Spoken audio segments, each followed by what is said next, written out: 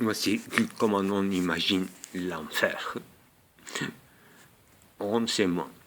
Il ne faut surtout pas l'écrire dans une seule langue et d'une université et pas signer avec patronyme, mais user de la paléonyme, de pseudonyme d'un homme volé à une mort et un vivant qui vous aurait volé votre nom pour que l'enfer soit un lieu de règlement de comptes sans loi, sans Dieu.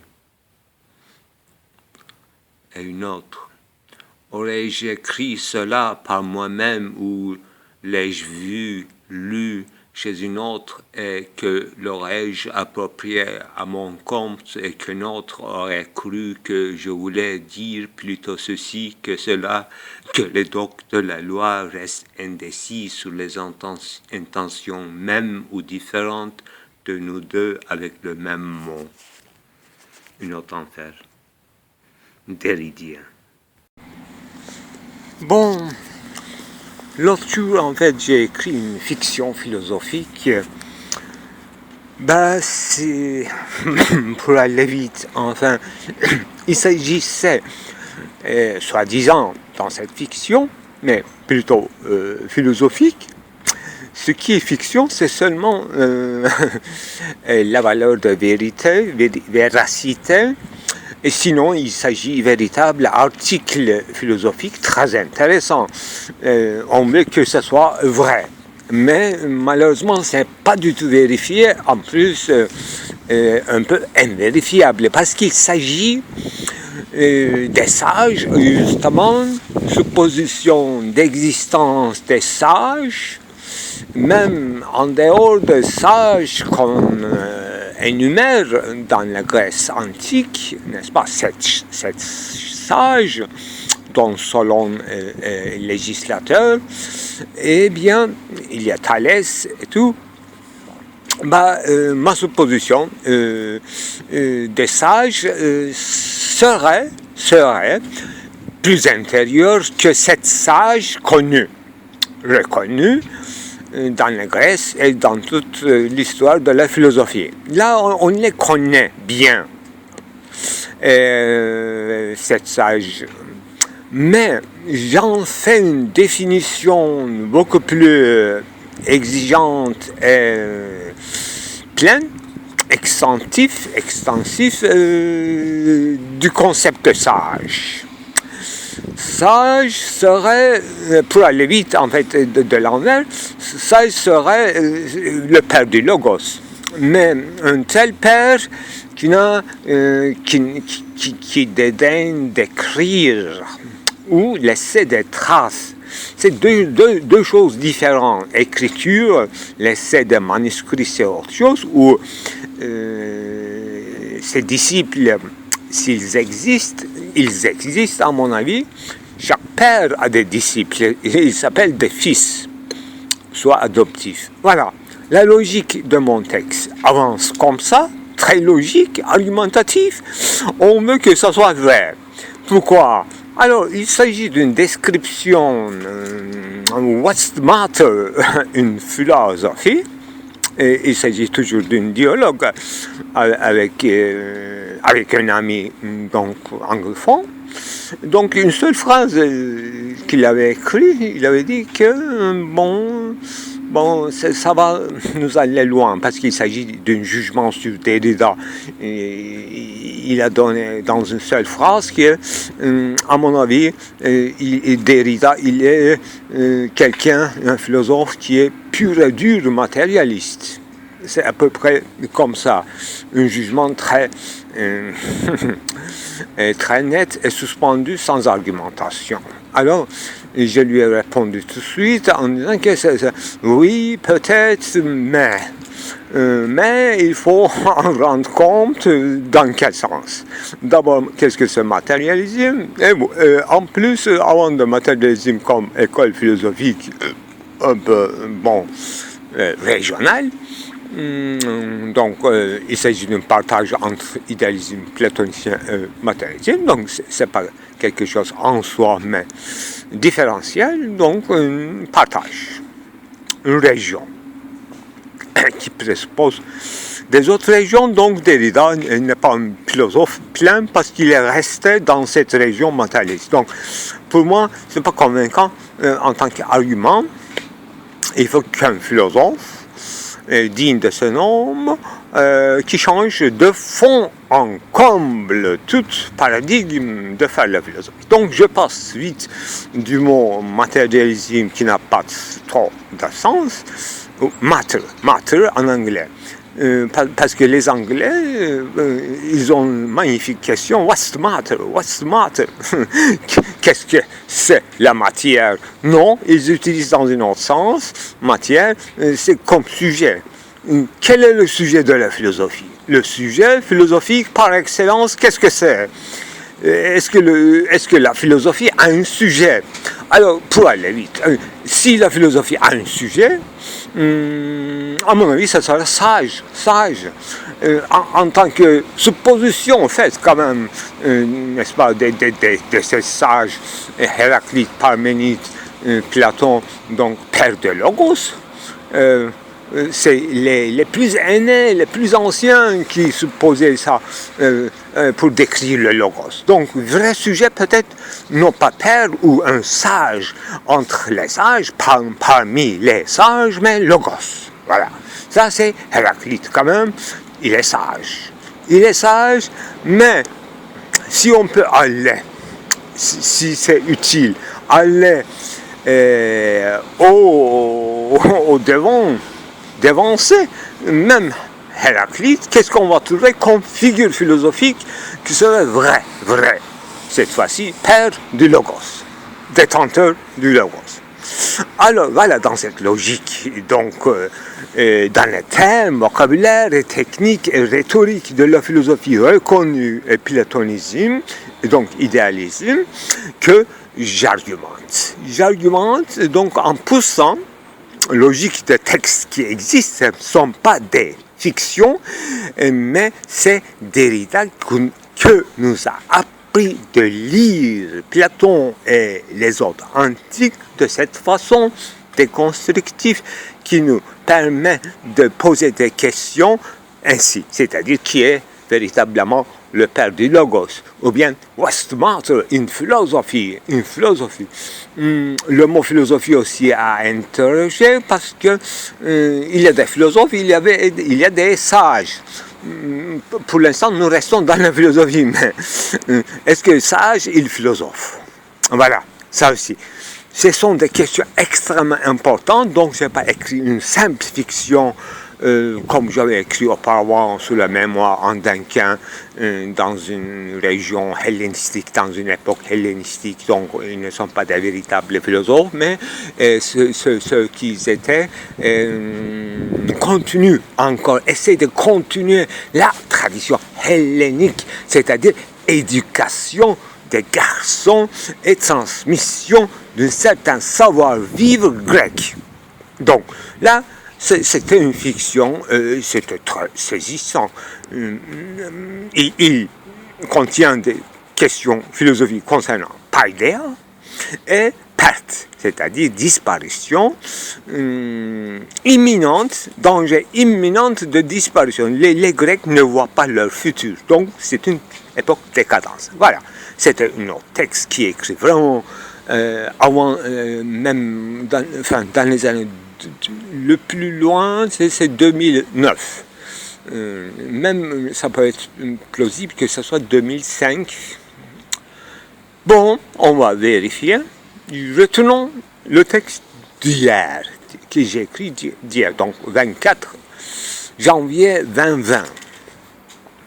Là, c'est mon question que je ne veux pas étaler tout mon article fictif qui n'est pas fiction, mais parce que c'est dans la philosophie reconnue et traditionnelle qu'il y a cette fiction. Je prends cette fiction ou métaphore père du Logos, j'en développe un concept authentique et approprié du sage.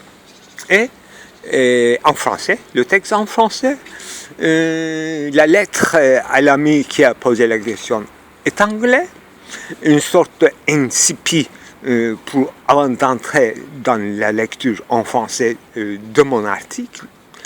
Et dans cette incipit, donc une petite préface, un avertissement, j'analyse et je présente mon protocole que je vais suivre. Et le protocole que je vais suivre est vocabulaire que je vais utiliser dans un sens précis dans cet article. Il s'agit de mon sage qui est en turc. Je traduis avec le mot usta. Mais comme il s'agit d'un maître, en turc usta veut dire maître en philosophie, maître le plus grand maître qui soit possible, comme disait Kant, n'est-ce pas, dans la première critique, le philosophe c'est quelqu'un qui n'existe que dans l'idéal. Il s'agit d'une cadre, une case vide, une cadre ou une case vide qui n'existe que dans l'idéal. C'est peut-être qu'on parle de cette supposition dans l'idéal. Le maître véritable, ça n'existe que dans l'idéal, c'est-à-dire, donc, dans ce cas-là, il faut analyser, déconstruire le mot idéal. Idéal. Voilà le point très névralgique de mon article. Je déconstruis aussi de cette façon, comme on peut facilement deviner quand on dit le père du logos, donc ce qui rend possible véritablement le logos, donc ça peut être idéal chez Platon. Chez Héraclite, encore logos. Logos, c'est pas idéal, c'est Platon qui a inventé idéal et nous avons la tradition idéaliste à adopter. Dans ce sens-là que Héraclite et Parménide, peut-être, les deux ne sont pas des idéalistes, parce qu'ils n'ont pas parlé de idéal. Ils ont parlé de l'être et de logos. Entendu? Très bien. Donc, on est vraiment officiellement dans la littérature vocabulaire philosophique reconnue. Il n'y a rien de fiction, sauf la philosophie elle-même, fictive. C'est ça ma déconstruction. Alors, aujourd'hui, qu'est-ce que je veux faire avec tout ça? Plus que résumer, étaler le problème, aujourd'hui, qu'est-ce que je veux dire de nouveau? Sage, j'ai dit que maître, en turc, je argumente dans la tête, sans écrire sauf 3 mots, 3 concepts en turc, je dirais turc authentique et archaïque, qu'on utilise très peu, la moitié, au profit de l'arabe, persan, ottoman, et donc c'est notre malheur à nous de ne pas comprendre véritablement ce que nous parlons, et nous aurons la possibilité de parler et nous dédaignons de parler, c'est-à-dire le turc archaïco-essentiel. Parce qu'en turc, le mot philosophique le plus quand même célèbre et important, la raison, veut dire us. Us, le mot us, en anglais us, n'est-ce pas? We, us, for us. Voilà un pronom dans une forme précise, je crois datif ou accusatif, etc. Il faut vérifier, c'est très important entre nous. Voilà le nous. Enfin, on parle de nous, donc communautaire, une communauté non pas contractuelle, mais une communauté d'un langage, soit grec, soit turc, qui est raté dans le projet de philosophie, mais qui avait un potentiel dans ses mots et dans sa logique, et qui ressemble quand même au grec dans cette logique-là, non pas étymologiquement, pas du tout, mais d'une manière valeur sémantique de sage, donc qui est très plus près que le français au logos. Et sage veut dire maître, finalement.